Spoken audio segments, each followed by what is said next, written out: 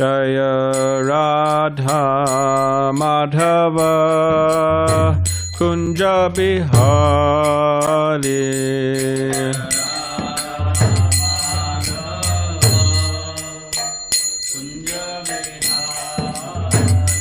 Jaya Radha Madhava Kunja Bihari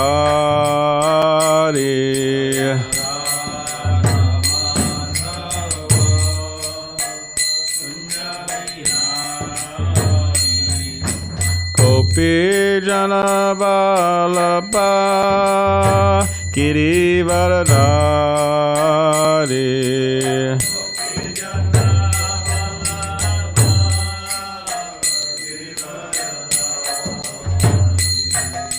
Gopi Jana Vallabha Girivaradhari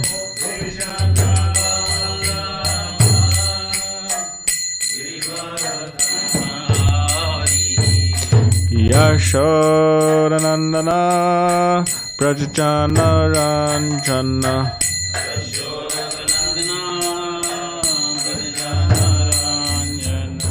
Yashodanandana Prajajana Ranjana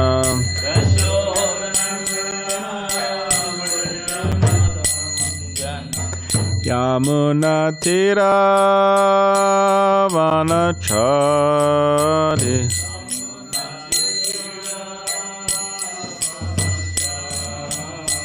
Yamuna Tira Vanachari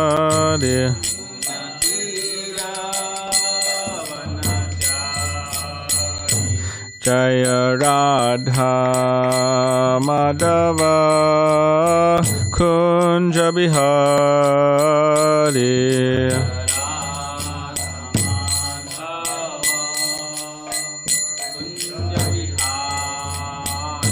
Jaya Radha Madhava Kunja Bihari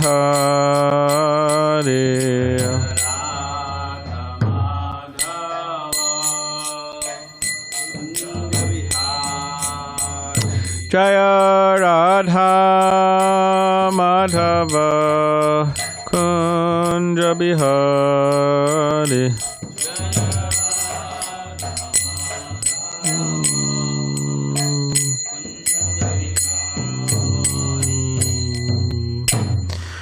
Srimad Bhagavatam Parivrajakacharya Ashtatara Shri Srimad Divine Grace A.C. Bhaktivedanta Swami Prabhupada Ki Jai Jayam Vishnupad Paramahamsa Parivrajakacharya Ashtatara Shri Srimad Divine Grace Srila Bhakti Siddhanta Saraswati Thakur Prabhupada Ki Jai Ananta Koti Vaishnava Vrinda Ki Jai Namacharya Srila Haridas Thakur Ki Jai Prem Sikaho Shri Krishna Chaitanya Prabhu Nityananda Shri Advaita Gadadhar Srivasadi Gaura Bhakti Vrinda Ki Jai Shri Shri Radha Krishna Gopa Gopinath Shamakund Radhakund Giri Govardhan Ki Jai Vrindavan Dham Ki Jai Navadvip Dham Ki Jai Ganga Yamunamai Ki Jai Tulsi Maharani Ki Jai Bhakti Deva Ki Jai Samaveta Bhakti Vrinda Ki Jai All glories to the assembled devotees, all glories to the assembled devotees, all glories to the assembled devotees, all glories to Shri Guru and Shri Gauranga.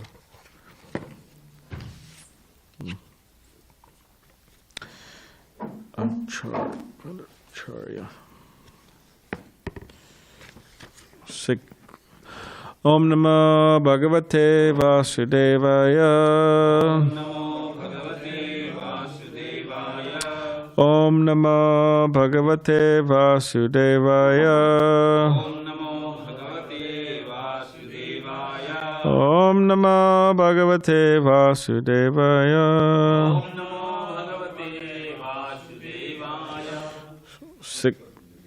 Sixth canto, prescribed duties for mankind. Okay, so we'll just chant this verse, and then we'll read the English, and then we'll go to the next verse. Canto 6, chapter 16, King Chitraketu meets the Supreme Lord. So we'll just, and then we'll speak on 38, or I'll speak on 38, verse and purport. Chiti Adibir Esha Kalavritaha Saptabir Dasha Gunatarar Anda Koshaha Yatra Patat Anu Kopaha Anda Koti Kotibis Tad Anantaha. So what's the meter for this one? Okay.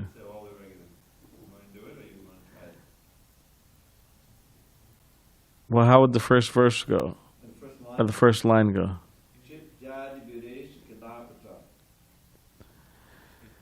Yeah, if you want to chant, you can chant. Chityadibiresh kalavrataha Saptabir dashagunottararandakoshaha Yattapatatjanakalpa Sahandakoti koti bichadananta Chityadibiresh kalavrataha Saptabir dashagunottararandakoshaha Yattapatatjana kalpa Sahanda koti koti bichadanantaha Chityadibiresh kalavita Saptabir dashagunottararandakoshaha Yattapatatjana kalpa Sahanda koti koti bichadanantaha.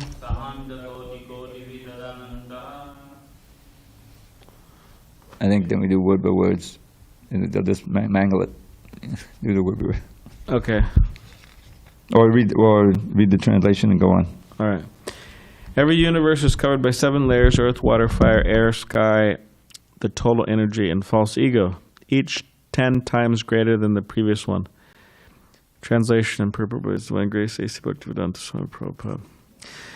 There are innumerable universes besides this one, and although they are unlimitedly large, they move about like atoms in you. Therefore, you are called unlimited, Ananta. Okay, text 38. Like to chant? Vishayadasho natapashapo ya upasati vibhuti napadam tvam tesham machati isha tadanubhanashanti yata rajakulam. Okay, translation. O Lord, O Supreme, unintelligent persons who thirst for sense enjoyment and worship various demigods are no better than animals in the human form of life. Because of their animalistic propensities, they fail to worship your lordship.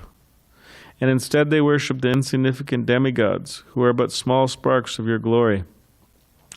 With the destruction of the entire universe, including the demigods, the benedictions received from the demigods also vanish, just like the nobility when a king is no longer in power. Purport. Bhagavad Gita 7:20 says, Kaimastastar hṛta prapadyante nadevataha. Those whose minds are distorted by material desires surrender unto the demigods. Similarly, this verse condemns worship of the demigods. We may show our respect to the demigods, but the demigods are not worshipable. The intelligence of those who worship the demigods is lost, hṛta jñānāḥ. Because these worshippers do not know that when the entire material cosmic manifestation is annihilated, the demigods, who are the departmental heads of that manifestation, will be vanquished. When the demigods are vanquished, the benedictions given by the demigods to unintelligent men will also be vanquished. Therefore, a devotee should not hanker to obtain material opulence by worshipping the demigods, but should engage in the service of the Lord, who will satisfy all his desires. Kama sarvakamo va moksha kama udaradi tivrena bhakti yogena yajeta purusham param. Whether full of all material desires, free from material desires, or desiring liberation, A person who has broader intelligence must, by all means, worship the Supreme Whole, the Personality of Godhead. Bhagavatam 2:3-10. This is the duty of a perfect human being. One who has the shape of a human being, but whose actions are nothing but those of an animal, is called Narapashu, or Dvipadapashu, a two-legged animal. A human being who is not interested in Krishna consciousness is condemned herewith as a Narapashu. Om Egaritimandasya Kinanjana Shalakya Chakshulan Malitamena Tasmai Shri Gurave Namaha Makam Karitavachalam Pangam Langaite Girim Yakaputamham Vande Shri Gurun Diditaranam Anchal Kapatribishcha Kripa Sindhu Bevacha Patitanam Pavanebhyo Vaishnavebhyo Namo Namaha. Jai Shri Krishna Chaitanya Prabhu Nityananda Shri Advaita Gadadhar Shivasadi Gaur Bhaktivinoda Hare Krishna Krishna Krishna Hare Hare Hare Rama, Rama Rama, Hare Hare. Okay, so translation of 38 again. O Lord, O Supreme, unintelligent persons who thirst for sense enjoyment and who worship various demigods are no better than animals in the human form of life. Because of their animalistic propensities, they fail to worship your lordship, and instead they worship the insignificant demigods, who are but small sparks of your glory. With the destruction of the entire universe, including the demigods, the benedictions received from the demigods also vanish, just like the nobility when a king is no longer in power.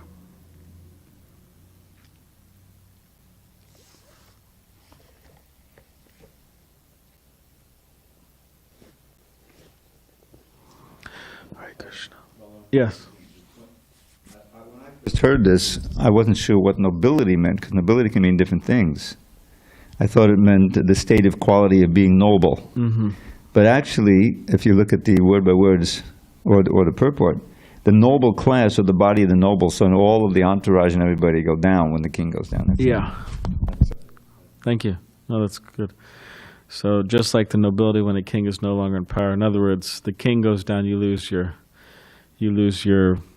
position as well. Because, so in other words, the universe is destroyed along with the demigods, and then you lose your benedictions. So it's. Is that why there's a da before nobility? I'm sorry? Is that why they have the article da before nobility? Even with the da, it could mean the quality of being noble. Okay. But I looked it up, because I knew it meant that. It definitely, word by word, it's clear. Those who are supported by the government, and by the noble, by the king. Okay. Very clarifying. Thank you. I forgot where it was, but I don't know. Maybe somebody's familiar with. Did you know that guy? There was some guy who was, I don't know if he was fighting in a war, but somehow he was serving his country, but then he was hiding out. And this was within the last 100 years. I'm forgetting what country it was. Anyways, maybe we could look it up later. But anyways, the guy was hiding out there. Then somebody said, "Okay, let's go try to find this guy." So they went out and they found him. And he thought he was hiding from the enemy that protected his country, this and that. He was under this whole misconception. And then when he came back, they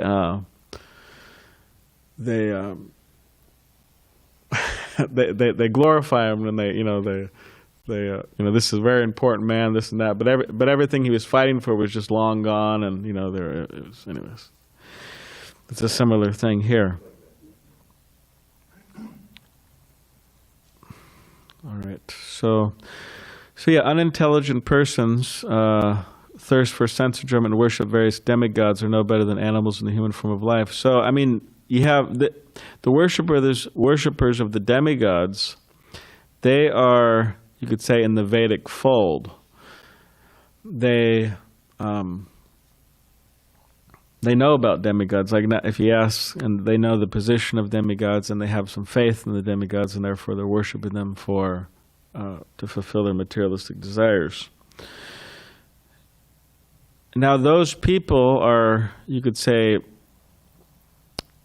closer in one sense to Krishna than people who just don't know anything about the demigods. So in other words, there's people who worship the demigods for sense enjoyment, and then there's people who just seek sense enjoyment for themselves without the help of the demigods. Here, it's being stated that those who seek sense enjoyment with the help of the praying to the demigods and so on, they're no better than animals. What to speak of people who are just seeking it for themselves without anything to do with the demigods.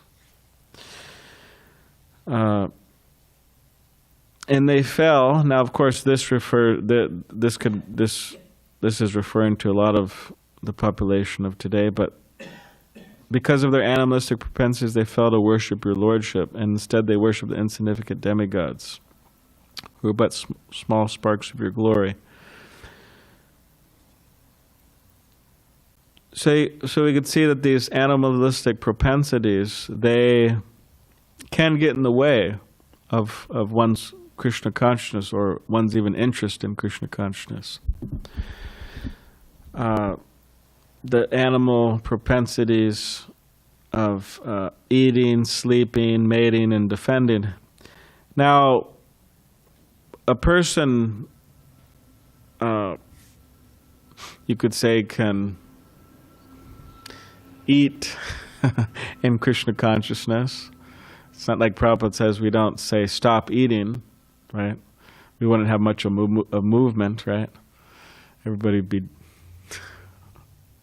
would leave their body, or the soul leave the body, right? Not much of them. Hey, Prabhu, who's covering the arti and offering today? I don't know. They stopped eating, you know. So Prabhupada said we don't say stop eating, but we say you eat, you cook things in the mode of goodness. Very important aspect, because there's many things nowadays that are not in the mode of goodness. So you cook things in the mode of goodness that devotees may eat. You cook things in the mode of goodness, and you offer them to Krishna. And then you take Krishna prasadam. You offer them to the spiritual master, Krishna. You take Krishna prasadam. And of course, we have to be careful even taking Krishna prasadam, because we're not exactly on the level of like Gork. I mean, it's our, you know, of course, we're, at least speaking from myself, we're very far from, you know, Gaurakisora Das Babaji or Vamshi Das Babaji, where they could just offer anything to Krishna, Krishna will accept it. And they were also just taking things that, I mean, you know, like Gaurakisora Das Babaji said, his stomach would just, you know, feel some hunger, and you just get some of the mud from the Ganga, and he would just eat it, and just, you know, to pacify his stomach, so he could continue chanting Hare Krishna, which they say he went blind, you know, because of this. Or you have Vamshi Das Babaji, who would offer his deities. I believe there's some case of offering his deity, Gaurnitai deities, raw eggplant.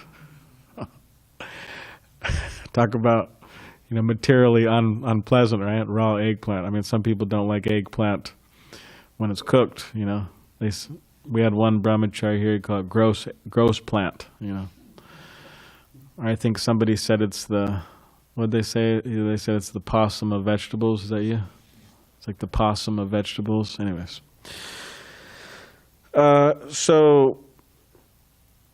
So yeah, the patram pushpam palam toyam yome bhakti priyachati. We should offer things with love and devotion, things in the mode of goodness, and be careful, you know, because yeah, we're not on a particular level. In other words, things can affect us.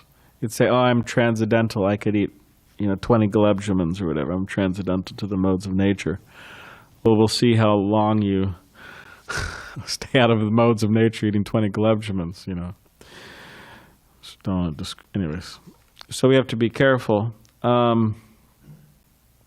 Generally, devotees don't have an issue with this particular propensity, controlling, and So eating, sleeping, sleeping's there. First of all, we should get, Krishna says in the Bhagavad Gita, what does he say? Yuktahara viharasya. One should get enough sleep, but one should also not sleep too much. Yeah, one should not sleep too much, sleep too little, eat too much, eat too little. Balanced and recreation and these different things, and then one can, what's the value of following that? What does he say? Mitigate the miseries of material existence, pangs. So yeah, it's important to have a balanced life. Srila Prabhupada wanted us to be balanced because as let's say members of Lord Chaitanya's army, we have to be, as far as possible, the body has to be in a healthy state. Warrior means the body has to be in a healthy state. We're Lord Chaitanya's army. And part of being in a healthy state is having a healthy mind. And part of having a healthy mind, if we're not completely transcendental, we haven't risen completely above all these things, is getting enough sleep. And also not getting too much sleep. Too much sleep is the mode of ignorance and, waste of time. And too little sleep, we also fall in the mode of ignorance. There's too little sleep, we're thinking about sleep and how we wish we were sleeping. So, and we just tend to be not sharp. The mind's not sharp, the intellect's not sharp, and we could become prey for the illusory energy. And it has a generally when people who aren't able to control lack of sleep, they become irritable.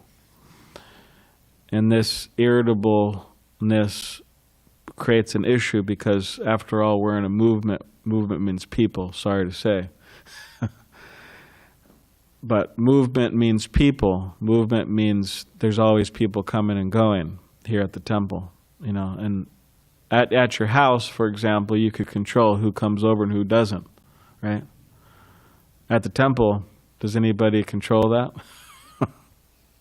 Not really. I mean, people show up all the time, and you may be feeling, very irritable due to lack of sleep and whatever, and think, oh God, I have to deal with this person, So if we get enough sleep, it's important because we become irritable, we become offensive, right? It's the Govardhan's calling soul, huh? So eating, sleeping, mating, everybody in the material world is interested very much in this principle. It is a difficult one to conquer for people.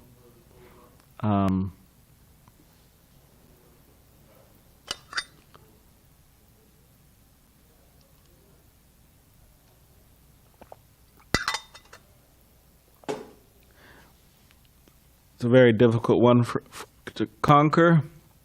It is, Srila Prabhupada would say, it's one of the main binding forces of this material world, that attraction. And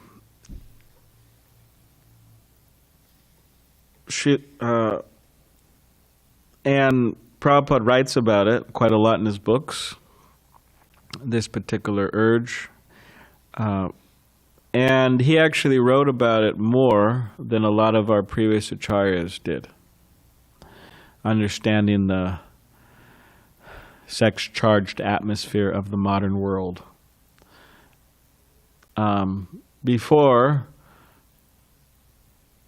Srila Prabhupada came to our previous acharyas, they would write in different ways, because you could say there was different problems, there were different issues, there were different concerns, there were different understandings.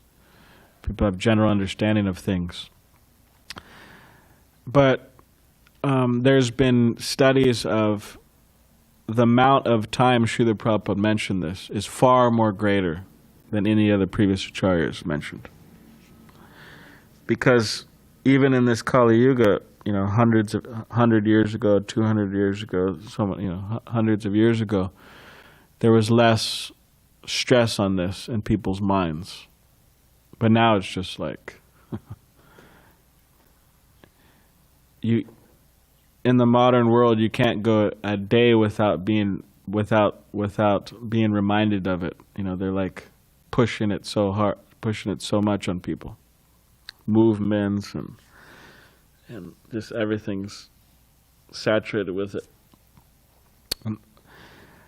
So Srila Prabhupada, understanding that, because he came to America, right? Prabhupada spent time in Times Square. Understanding that, Prabhupada wrote a lot about it, because he understood that there's going to be a problem. And he also wrote a lot about the need for surrendering to a guru, surrendering to a teacher. Not in a slave-like way or in a mechanical way, but in a soul-to-soul connection, a disciple, a sincere, authentic disciple, surrendering to a humble, qualified spiritual master, no exploitation involved, just pure, spiritual relationship there. So he spoke a lot about that, because he understood that. Also understanding the nature of people's minds, modern minds, is that people can very easily mess up their lives. It is so easy nowadays. And understanding how the pride of modern people, Srila Prabhupada stressed guru so much. Why? Because if he didn't stress it, there'd be a lot more devotees, messing up their lives or having difficulties. Even nowadays, it's stressed so much in the books. Of course, one thing, you got to read the books, or at least listen to lectures, or at least understand. Very important. But it's being mentioned so much because people think themselves able to guide themselves. Women think themselves that able, men, everybody thinks they're qualified. They're the guru. They're their own guru. It's like guru, they're their own guru. Practically, they don't see how they're prone to make mistakes. They don't see how they're prone to cheat. They don't see how they're prone to become illusioned. They don't see how they're prone to how they have imperfect senses. They don't see this. They think, with my senses, with my contaminated eyes and mind, and just lust, saturated senses due to being in contact with material nature. Of course, they don't think that either, right? They think anyways. They look at something, or they look at a situation, and they think, yes, I understand what's going on here. I exactly understand what's going on here. But that's a problem, because they have imperfect senses, and they have a tendency to cheat, and they have a tendency to be illusioned, and they have a tendency to make mistakes, and they don't chant offensively. And combined all that, there's going to be, clearly mistakes happening. So Srila Prabhupada pressed it, guru, guru, guru, guru, guru, right? And guru just doesn't mean Diksha guru. Guru means Shiksha gurus. Guru means Vartma Padarshika guru. They show you the path, they set the way, right? You could say, I guess, out of all of them, that's the least important. Right? Shiksha gurus, more important. Diksha gurus, important, right?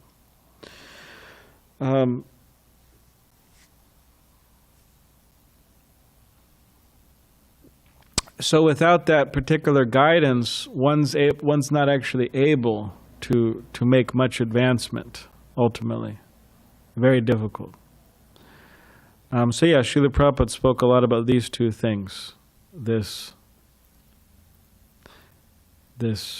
mating problem, and also this thinking oneself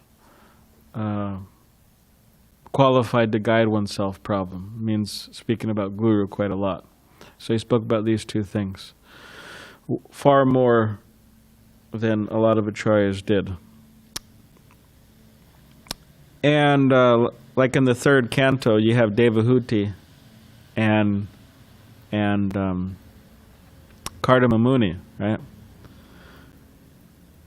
Devahuti's a princess, and it's time for her to get married, so her father brings her to Kardama Muni, a great sage, living in the forest. He's living very austerely, brahmachari.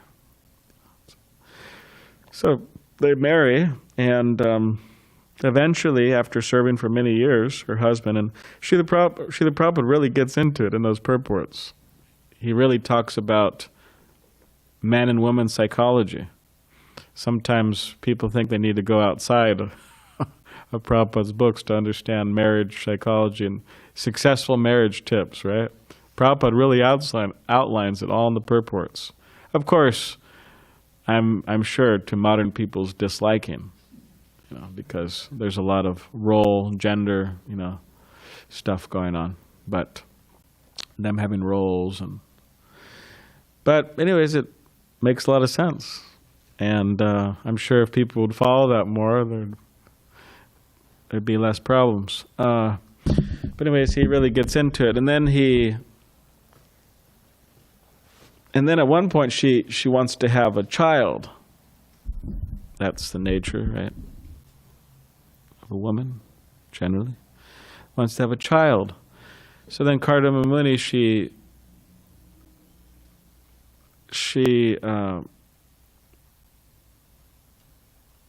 gives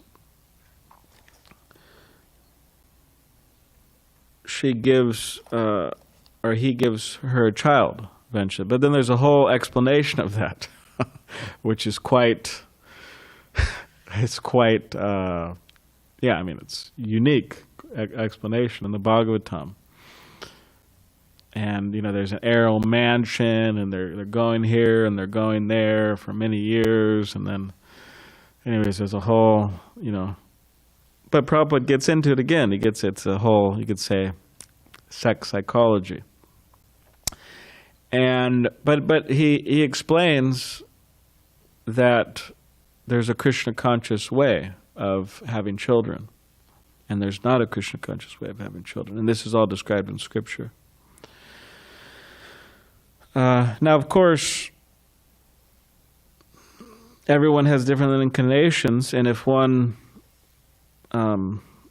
people are fine being brahmacharis, and they should be brahmacharis, and some people are fine being brahmacharis and taking sannyas or whatever, but if one does go about this particular, you could say, acting on this propensity, then there's a Krishna conscious way of going about it,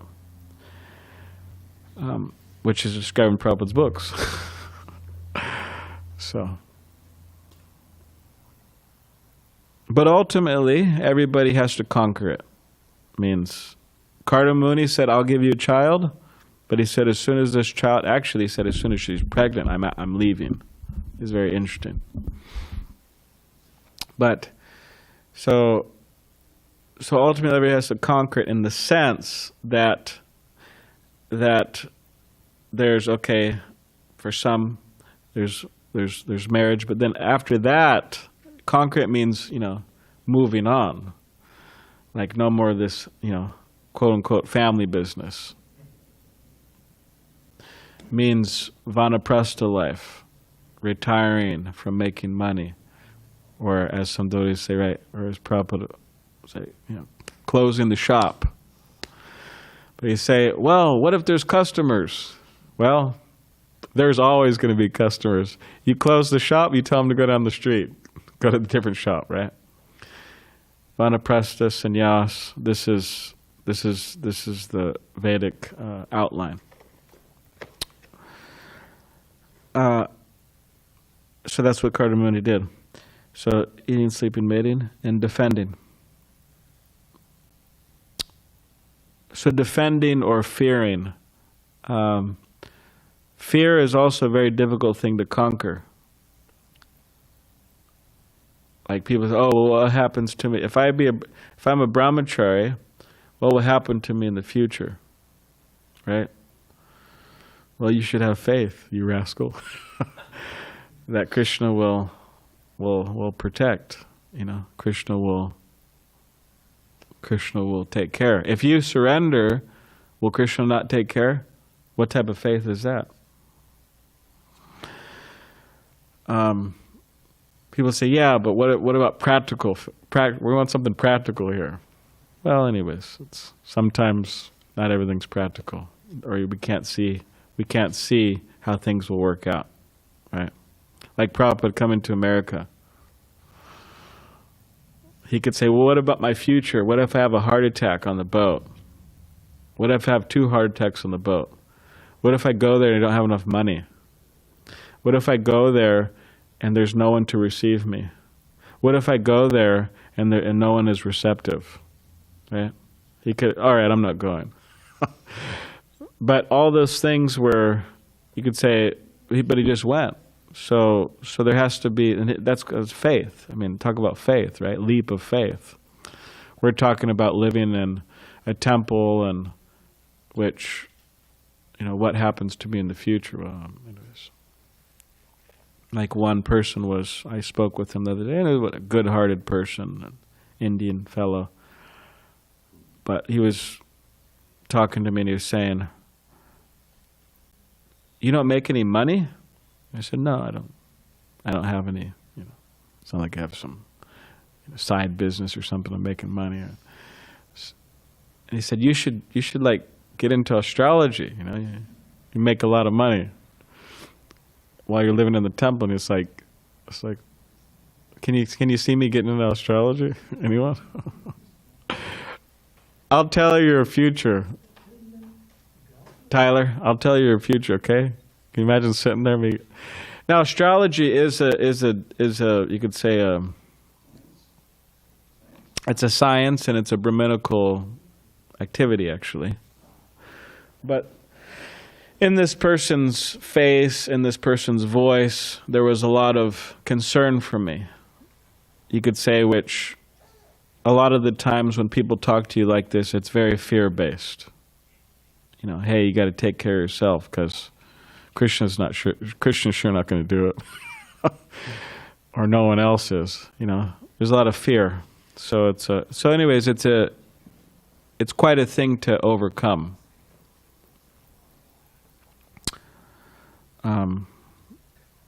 So these are the challenges, these 4 particular things. And practically this is what, in different shapes and forms, this is what these different things, and again, there's gross and subtle manifestations of these also. These are the things that get in the way of devotees making progress, which we didn't really exactly talk about the subtle aspects of these, but they're there as well.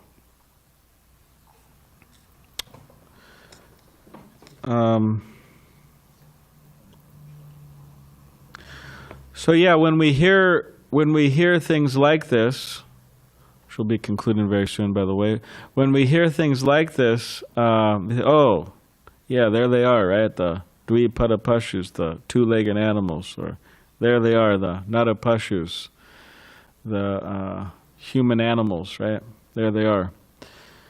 Or you could say, kind of, in a less, you could say, direct way or less intense way, we say, oh yeah, I'm a devotee, and this particular person, although he's practicing Krishna consciousness, is not really a devotee. Or thinking very highly of ourselves and thinking other people, oh yeah, they're not very advanced, or they're not so whatever. In other words, like second guessing others. It's a big problem. Second guessing others while not at all second guessing ourselves. Like seriously second guessing ourselves. Because you say, hey, well, I second guess myself, like, come on. I think about it sometimes. But like seriously second guessing oneself. And not just seriously second guessing oneself, but doing something about it.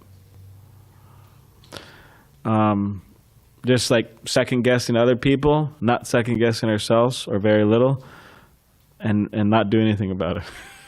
It's a problem actually. And you wonder, and then people wonder,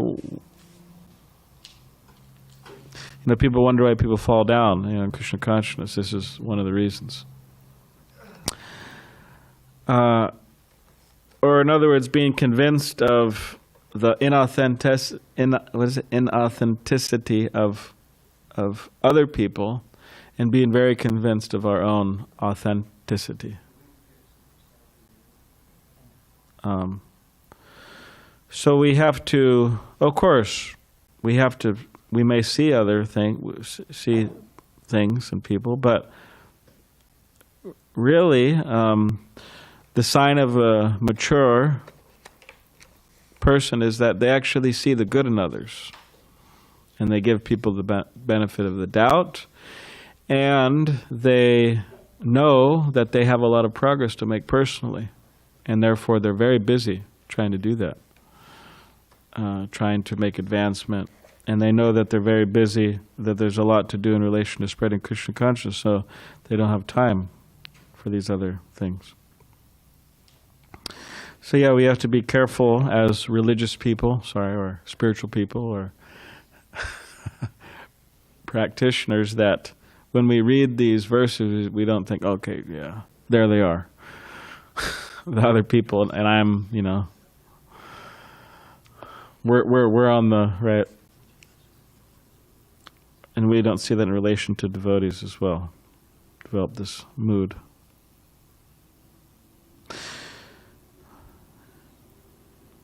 But in terms of worshiping the demigods for material opulence, I don't think anybody here has that problem. I mean, I don't know.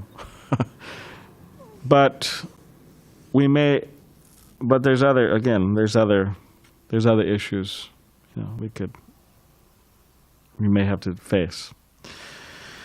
So in conclusion, we should serve Krishna, tivrena bhakti yogena. We serve Krishna with great intensity and engage in the process of devotional service. Krishna will fulfill all of our desires, and he'll fulfill all of our desires, spiritual and maybe even material, but in such a way as Krishna knows, he knows well he's trying to help us make progress. He is helping us make progress, and he's bringing us to that wonderful state, the transcendental state of love of Godhead. So, okay, any question or comment? Balaram Prabhu, thank you. Thank you for taking the class on short notice and focusing it on something that's very interesting. We hear so much about the four regulative principles. It was nice you were talking about those four animalistic propensities and elucidating them. And my question was going to be defending, and then you handled it so nicely, so I appreciate that. Read my mind. So I had two questions. One, actually I had this really nice observation in the purport of that last verse you read right before they quote the whether full of all material desires. He says, but you should engage in the service of the Lord who will satisfy all desires. And then the fact that they're proving that the benedictions given by the demigods are temporary. That's proof. We hear it, but they show, well, the universe is going to go away. Anything you got done will go away. You don't take anything with you but the bhakti you've done. So Krishna will give you whatever you desire. Yeah. So it's totally foolish to go to the demigods. It's temporary, and they can't even satisfy your desires. So it's nice to have that satisfaction. Yeah. Actually, it seems like as we progress more Krishna conscious, we desire less and less just the satisfaction of Krishna, because the Goswamis are under a tree with barely any clothes on. You don't have, what desire do they have? The Babaji that ate the mud, he was offering that mud. Krishna was accepting that as an offering then? Because he went blind, and so it seems foolish. Maybe he was thinking it was already prasadam because it was part of the Ganga, But was that part of his pastime, the blindness? Because that's pretty harsh. Gaurakisora Babaji. I mean, Gaurakisora Babaji, he's I mean, all of these Babajis, they act in such a way, or at least I'm thinking about Gaurakisora Babaji and Vamshidas Babaji, they act in such a way it's very hard to understand their particular, you could say, behavior. So actually at one particular point, because they used to bring prasadam to Vamshidas Babaji and the disciples of Bhaktisiddhanta Saraswati Thakur, and Vamshidas Babaji would eat some, and then they would take some of the remnants back, and Bhaktisiddhanta Saraswati Thakur would have some of the remnants of Vamshidas Babaji.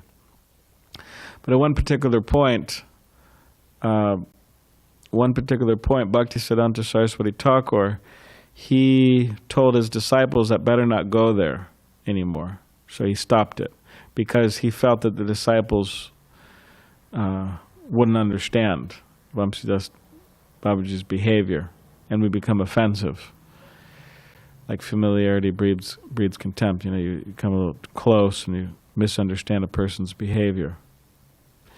So yeah, I mean, he was doing it in the sense that he was just, his stomach was, giving him problems, like, hunger or whatever, so he just pacified it like that and just continue with his worship.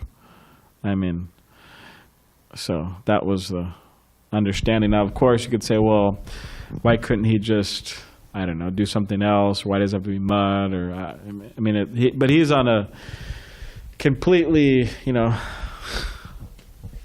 state which, I used the word foolish. I want to apologize for that. I said it's foolish to eat mud generally, but in that case, he's, as Hṛta said, he's on the altar, so I'm sorry that I said that. If I could make a couple of comments. Gaurakisora Babaji came all the way to Navadvip just to be able to hear Bhaktivinoda Thakur. If and when, hopefully when, you visit Navadvip and Mayapur and all the holy places, you'll see there's across the Bhagirati, is that Bhaktivinoda's house, right, that he built there. And I think there's a kutir, right? Gaurakisora Babaji, he provided him with a place of worship there, and you'll see. And Bhaktivinoda Thakur was trying to, encourage him to have what I think I've read, a balanced diet, ordered diet. But he was so into the worship, the chanting and the meditation on Krishna, he didn't want to bother even with just having regular prasadam. Well, the Ganges is right there. I mean, Bhakti-Rata is the tributary of the Ganges, considered. So he did that, but Bhaktivinoda Thakur knew when it happened that this would ruin his health, and one of the results of it was that he went blind. But that's an example of what, you've heard of this avadut principle, like Nityananda, where there's all this unexpected stuff that's just out of the realm. Like, Nityananda would show up at Lord Chaitanya's house when he was a householder and everything. He had no clothes on. And Lord Chaitanya would try to give him the clothes, and he would ask him, "What are you doing?" And he would answer some other question. Why have you come here? And he said, well, Lord Krishna, Supreme Personality of Godhead. In other words, non sequitur, So that's what happens, is that their behavior is so far out of the norm because anything goes, but they're on a very, very high level of service, and that's the idea. Yeah, thank you. Yeah, also, you have Gaurakisora Babaji, he's Sakshat Vairagya Murti. He's the personified form of renunciation. So he's shown a very high level of renunciation. Yes, Purushottam. Hare Krishna. Thank you for the lot of point to discuss, but yeah, I think when Krishna eat mud, As a baby? Yeah, and then he saw the universal form in the Lord mouth. Chaitanya also. Yeah, I guess it's yeah, and he went and complained. I guess it's part of the family business, huh? Yeah, so maybe it's like everything in the pure deity's hand becomes transcendental, right? Like whether it's mud or maybe some dirt or anything.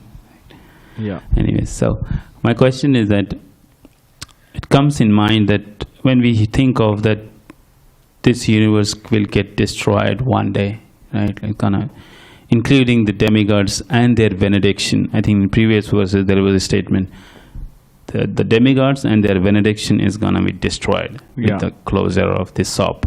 Right? Yeah. The question comes, then how the living entity is going to be transferred to the next level, right? So suppose somebody did bhakti to some extent, but they couldn't go exit out, right? So it's difficult sometimes to comprehend that if billions of years after this universe is going to destroy it, you're going back to the body of Mahavishnu, or, Yeah. and then again come. It seems very inconceivable many times, like to ordinary people, like how to comprehend. How to comprehend? I mean, it's... Yeah, after everything's annihilated, okay, you go into person, okay, the soul's, right, or suspended animation, right, within the body of Mahavishnu. And then again, the time of creation coming out, and they have their own propensities, and it's all, what do you call, everything's all organized, right? How to comprehend that? Is that what you're saying? How to comprehend that? I mean, that we understand that, cycle. Okay, let's convince with the cycle then. Question comes, suppose somebody got initiated, did bhakti and couldn't exit out, then comes that guru always comes back for the disciple to take it back. Yeah. But which means the guru has to come for billions and billions of human years to take care, right? Because you get new birth in new body, then guru is still watching and super soul is sitting with the soul. But yeah, guru may not be physically there at all, because every time you're changing body, how long guru gonna wait that I'll take this soul back when they get purified and I'll exit out, right, out of this cosmic. Yeah.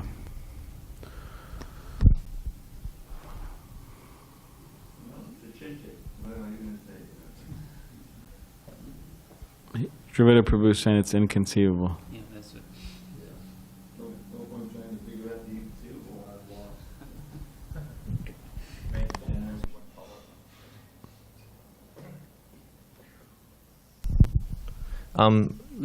My limited understanding of, some hadn't read a little bit of the 12th canto, is that in this yuga, it's almost, I don't want to use the word predestined, but it's said that as time goes on, that desire you were talking about increases in the populace, like people just become, focused on that. So, you said we distress the comfortable and comfort the distressed. So the people, like, that desire is very strong right now, and it's going to increase as a matter of the yuga, continuing on. So, like, is that their fault? I mean, it's going to happen to the populace, right? On an individual level, they might feel like I'm wrestling with this thing, but it's going to happen. Like, that's the age.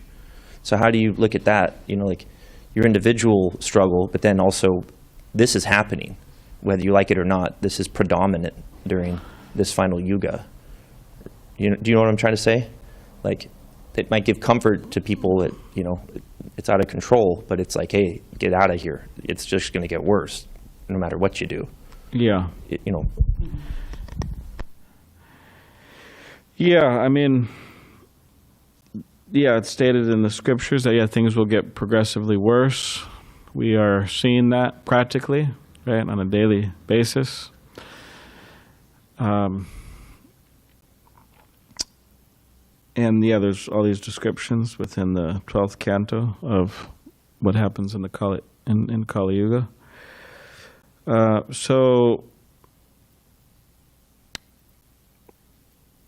But simultaneously, there is Lord Chaitanya. Lord Chaitanya is here. His Lord Chaitanya's Samkirtan. Lord Chaitanya's Sankirtan movement is here, and of course, at times it may seem that you could say, well, where's the change? Where's the hundreds and thousands and millions of, we're having a hard time getting the 5:30 offering cooked, Where's all the devotees, right? But since Srila Prabhupada came, I mean, we can't say that it's, we can't say that it is, what do you call, what's the opposite of progressing? Degressing? Yeah, we can't, regressing. We can't say that nothing is happening in terms of the holy names of Krishna being spread throughout the world. We can't say that there aren't people getting books, Srila Prabhupada's books, and that inspiring them to change their lives for the better. We can't say that there are even people becoming pure devotees. I know people might say that sounds impossible, but there's even people becoming pure devotees, believe it or not. So, and there's temples opening, so things are going on. There's some positive aspects going on, and we could be part of that. Now, of course, the living entity within this material world and them being stuck in Kali Yuga, yeah, it doesn't. I mean, you could say that just having a material body, it's like, this is some proof that, prisoner means prison outfit also. So they say, why are you in prison? Breaking the laws of nature, breaking the laws of God. You're not liberated. Why aren't you liberated? Right? So people in Kali Yuga, yeah, they obviously, you could say like they're the bottom of the barrel type of, they didn't make it out all the other yugas, so they're still, some devotees describe it as those who are very sinful, they show up in Kali Yuga, try to take part in the circus, So I'm not sure if that really, I might be missing something. I'm not sure if that satisfies you.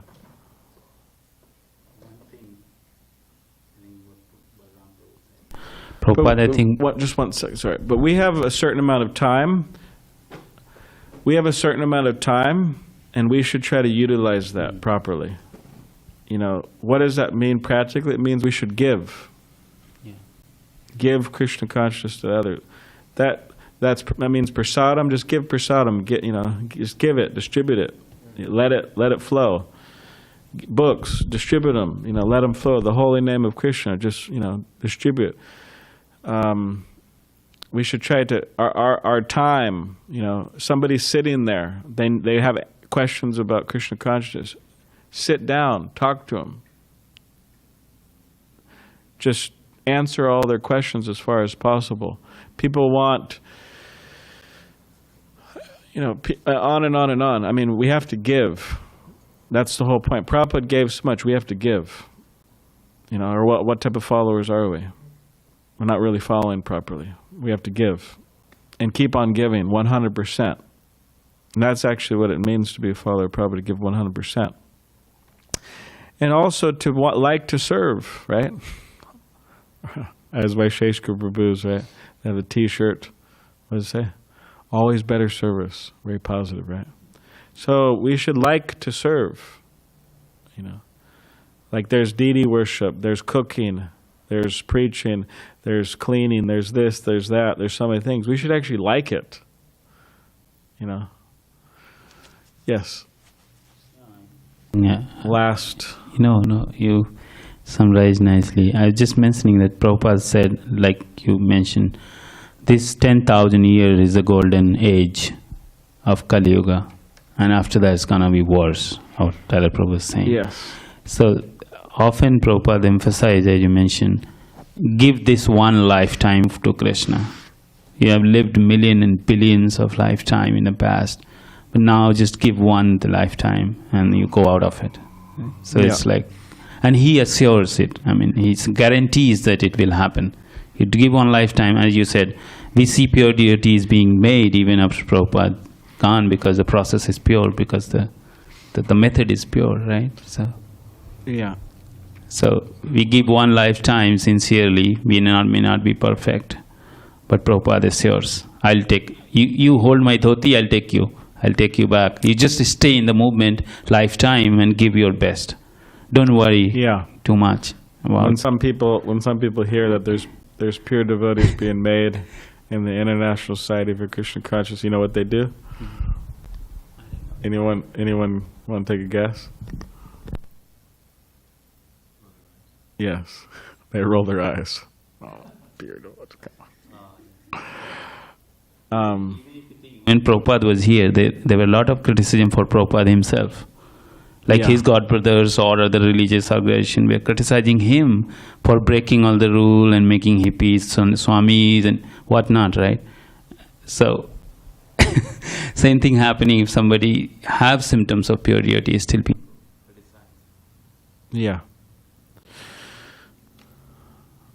But the process of Krishna consciousness is so powerful that if one takes to it sincerely, they can become a pure devotee. That's the philosophy. So, yeah. All right, anything on Zoom? We've been neglecting the Zoomers the last few classes. We haven't been asking them at all. Are there any questions, any comments? We've just spent, okay, Hare Krishna, and in the class. So maybe they're having a protest here now. You guys haven't been asking us for days. See, protest. Silent protest. Okay, Grantaraj Srimad Bhagavatam ki jai.